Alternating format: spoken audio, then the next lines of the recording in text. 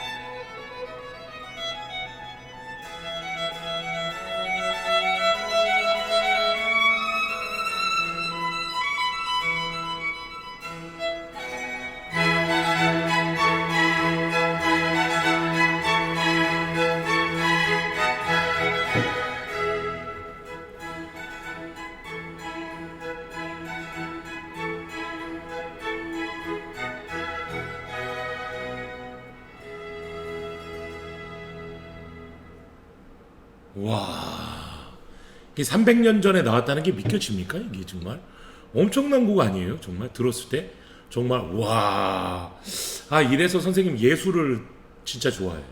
예. 300년이 아니라 1000년 전에 만들었어도 우리의 감성을 자극하고 뭔가 정말 행복감을 느끼게 해주는 이 예술. 선생님 생각에 이 비발디의 곡이 앞으로 300년이 지난 2300년에도 여전히 학생들에게 가르칠 것이고 또 우리는 배울 것이에요. 우리는 그 문화를 계속 향유하겠죠. 정말 아름답습니다. 이야, 정말 대단한 거. 사실 비발디에 대한 어떤 이야기를 좀 해주면 재밌는데, 이야, 알겠습니다. 이거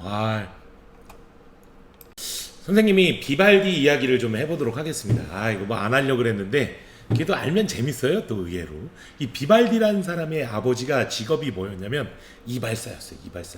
이발사가 뭐예요? 미용실 원장님. 아버지가 미용실 원장님인데 이게 또 신기한 게 미용실 원장님이면서도 바이올리니스트였어요. 바이올린 연주자거든요. 너무 웃기지 않아요? 예? 우와, 안 맞아. 이발사랑 바이올린 연주자? 좀 잘 안 맞잖아요. 이게 느낌이. 미용실 원장님이 바이올린 연주자기도 하다. 왜 이 얘기하려냐면 벌써 비발디 아버지가 물론 생계로 이제 미용실을 운영하면서 이제 음악적인 예술 능력이 탁월했다는 거 얘기해줘. 이런 집안에서 태어났으니까 우리 비발디는 어떻게 했습니까? 이거 태어날 때부터 음악적인 재능을 가지고 태어난 건 사실이에요. 그래서 본인도 바이올린을 아주 어렸을 때부터 이제 배우게 됩니다. 작곡가이기도 하지만 굉장히 유명한 능력 있는 바이올리니스트거든요. 이해가 가겠죠. 이야, 이 예술은 좀 이 유전적인 게 좀 중요한 것 같아요.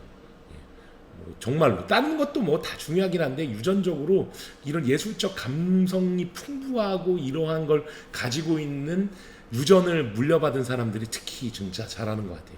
그래서 이러한 비발디의 아버지의 이런 음악적 감성을 이어받은 비발디는 굉장히 음악에 관심 있게 되죠. 근데 놀랍게도 이제 먹고 살고 이제 그래야 되지 않겠습니까? 그래서 15살에 이제 진학을 하게 되는데 옛날 15살은 지금으로 치면 한 20살쯤으로 생각하면 돼요. 옛날에는 평균 수명이 짧아가지고 한 뭐 대학 교수도 막 20살에 되고 그러거든요. 그러니까 뭐 옛날 우리나라도 뭐 조선시대 이전에 막 한 16살, 5살이면 다 결혼하고 애 낳고 살았거든요, 여러분.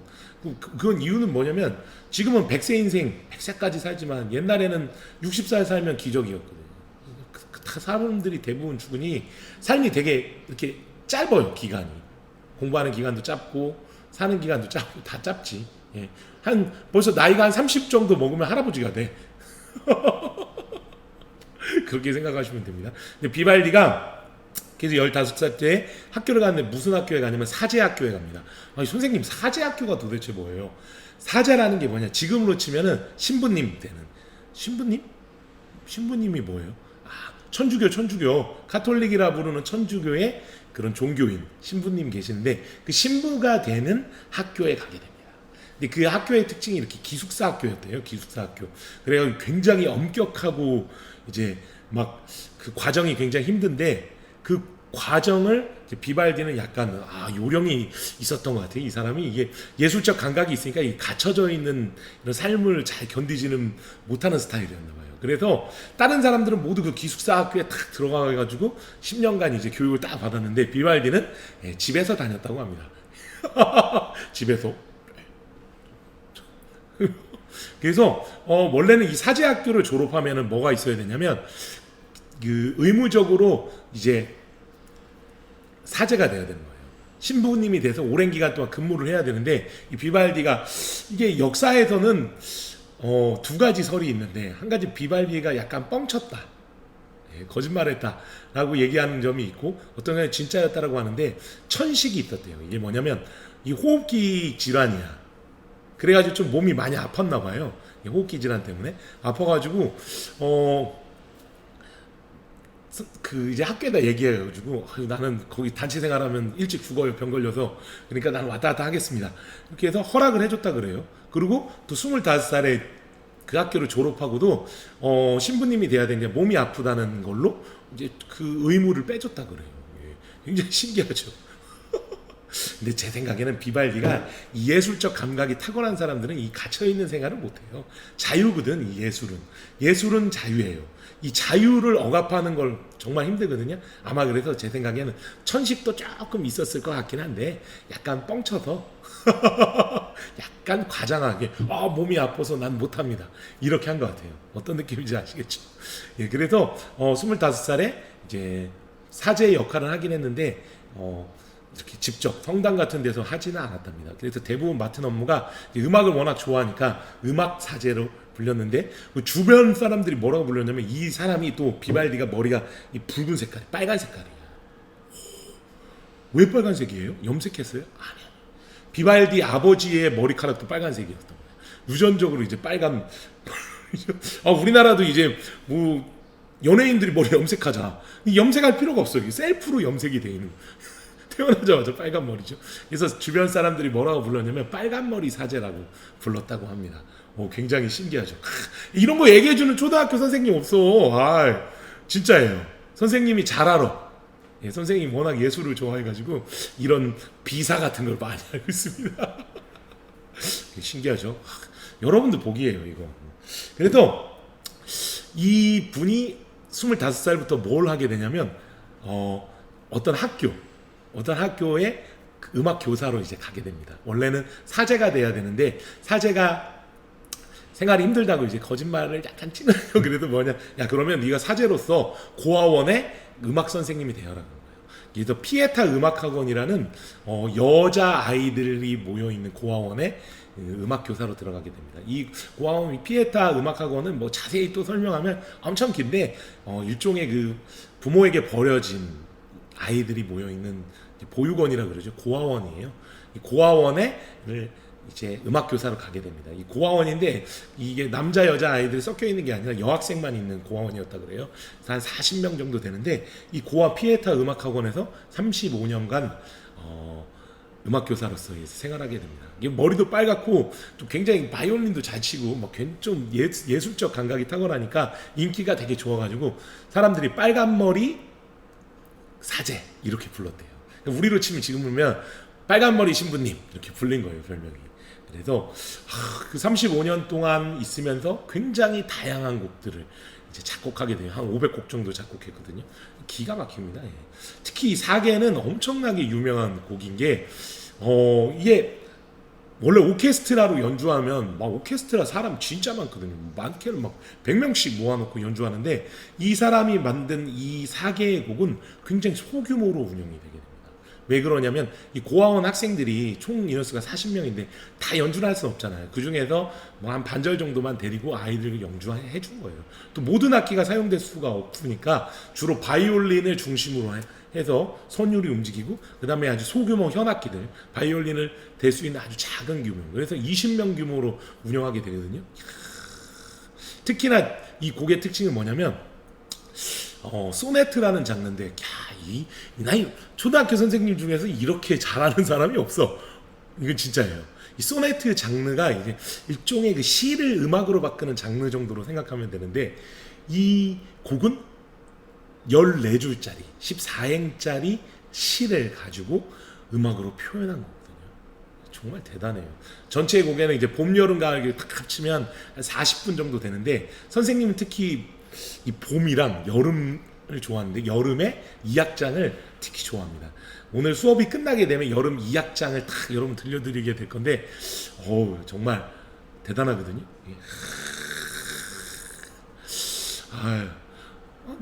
개인적으로 비발디 굉장히 좋아해요. 왜냐면 비발디보다 나이 7살 어린 그 바흐라는 사람이, 근데 선생님 또 바흐도 굉장히 좋아하거든요.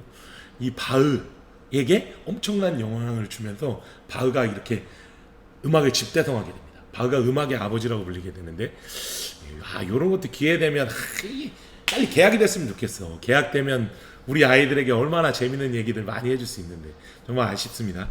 일단 오늘은 이 소네트로 만들어진 요 4개 중에 봄 중에서도 아주 일부만 여러분과 들려드릴게요. 전체는 한번 들어봤죠? 이제 하나 중요 부분을 잘라가지고 한번 들어보도록 하겠어요. 왜 선생님이 시를 만들었다는 게 뭐냐면 이 시를 음악적으로 표현한 거예요. 바이올린을 기본으로 해가지고 뒤에 아주 소규모 오케스트라가 연주된 거. 자, 첫 번째 거 보겠습니다. 봄이 온 느낌을 주는 거. 다 한번 보세요. 자, 우리는 악보를 보지 말고 이 느낌만 보세요. 봄이 왔다. 보겠어요? 한번.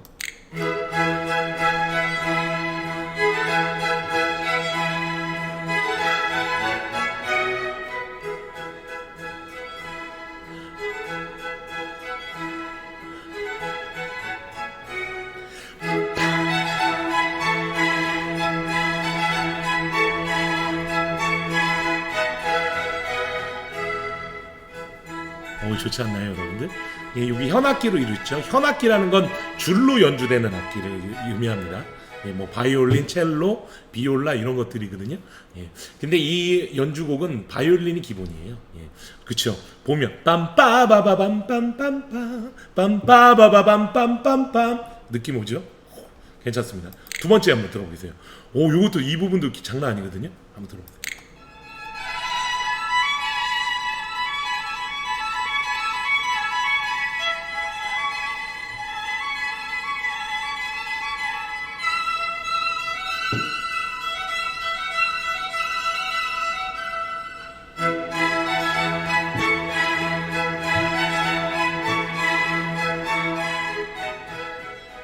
어우, 느낌 있죠? 이게 새가 즐거운 소리로 이제 봄을 맞는 그런 모습들을 상상해 볼 수가 있죠. 예, 아우, 좋습니다. 세 번째 한번 보겠습니다. 이 부분은 좀 이제 이게 물이 흘러가는 느낌, 바람이 흘러가는 느낌, 이런 느낌이 나거든요. 자, 들어보세요.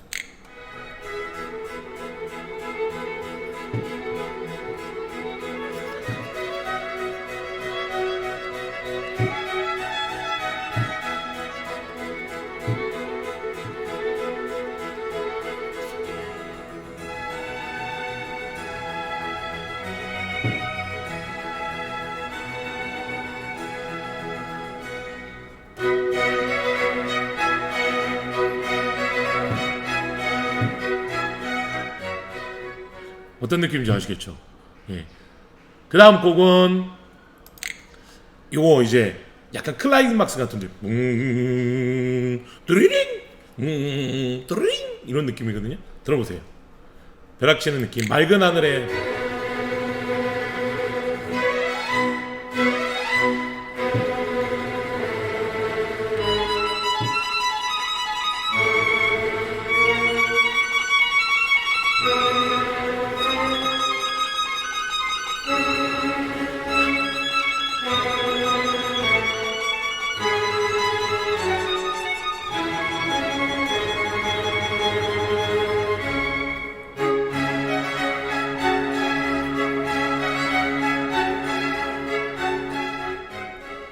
오, 괜찮지 않나요, 여러분?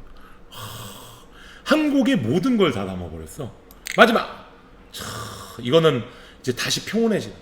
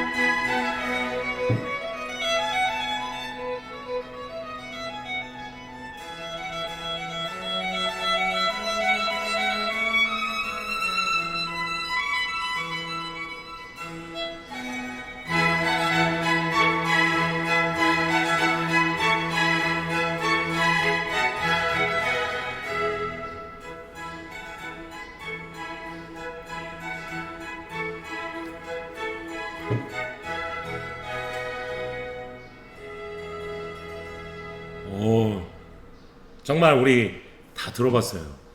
아, 정말 대단해요. 정말 한 곡의 모든 것이 봄이 그냥 다 넣었어, 봄을. 다 넣어서 만들었어요. 정말 대단한 곡 아닙니까? 예. 선생님, 특히 예술과 음악을 사랑하는 사람으로서 선생님이 이런 노래를 어떤 시적인 서사라든지 이런 것들을 집어넣는 것들을 뭐라고 요즘에 있는 게 있는데 뭐냐면 바로 드라마에 나오는 OST 오리지널 사운드 트랙이라고 불리죠. 이 노래 한 곡에 이 드라마 내용이 다 담겨져 있는 거야. 옛날에 여러분 태양의 후예 본 것 중에 거미가 부른 You Are My Everything이라는 노래 아세요? 너는 나의 모든 것이다.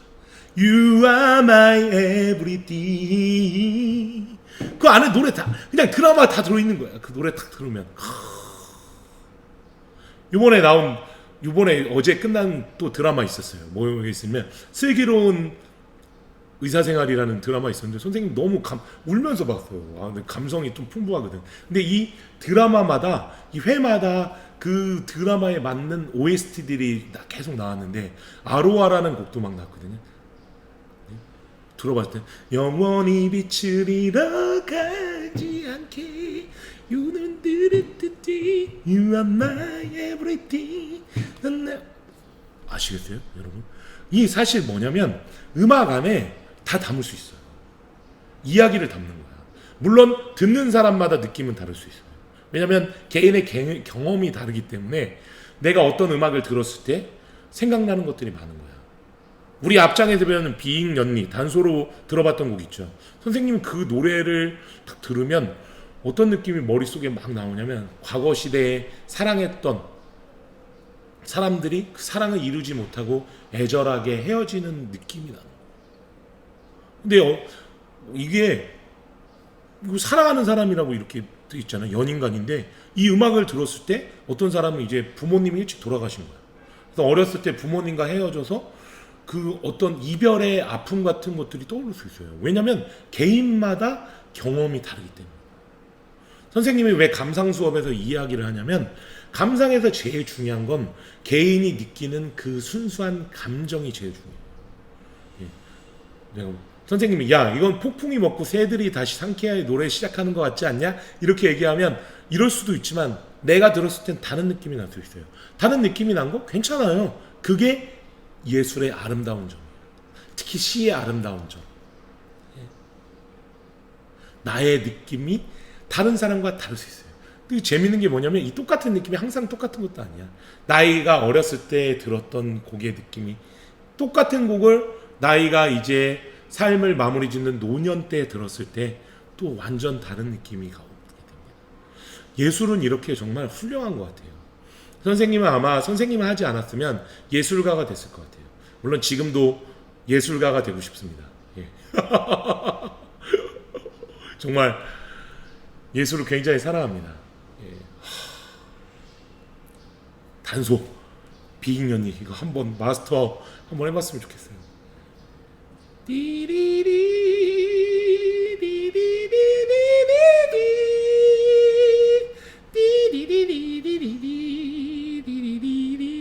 오, 이것만 하나 딱 들고 다니면서 어디서든지 산속에 운치 좋은 데 가가지고 그냥 저녁 때 해는 으스러함이 지고 있을 때 그냥 멋있지 않나요? 아니면 바닷가 같은데 석양이 탁 지는 거예요. 해가 탁 지는 데에서 노래를 그냥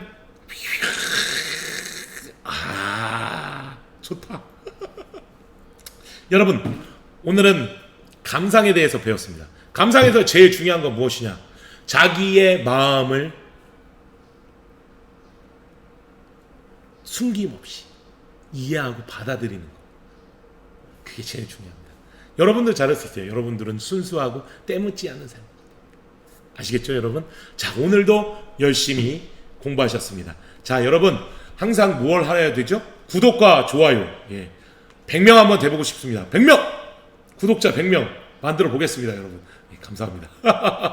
여러분, 이번 한 주도 행복하고 즐거운 한 주 되십시오. 또 만나요. 안녕.